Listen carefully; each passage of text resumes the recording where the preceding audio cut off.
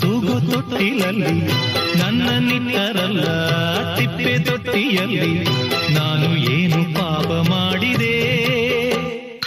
ಅರ್ಧರಾತ್ರಿಯಲ್ಲಿ ಅರ್ಧ ನಿದ್ದೆಯಲ್ಲಿ ತಾಯಿ ಹಾಲು ಎಲ್ಲಿ ಲಾಲಿ ಹಾಡು ಎಲ್ಲಿ ನಾನು ಯಾವ ದ್ರೋಹ ಮಾಡಿದೆ? ಭೂಮಿಯ ತುಂಬ ಅನಾಥರೆಂಬ ಕೋಟ್ಯಾನು ಕೋಟಿ ಕೂಗು ಇದೆ. ಗ್ರಾಚಾರ ಬರೆಯೋ ಬ್ರಹ್ಮ ನಿನಗೆ ಎಂದೆಂದು ಅವರ ಶಾಪವಿದೆ. ಉತ್ತರ ಇಲ್ಲ, ಪ್ರಶ್ನೆಯೇ ಎಲ್ಲ, ಕೇಳೋ ದೇವನೇ. ಅನಾಥ ಮಗುವಾ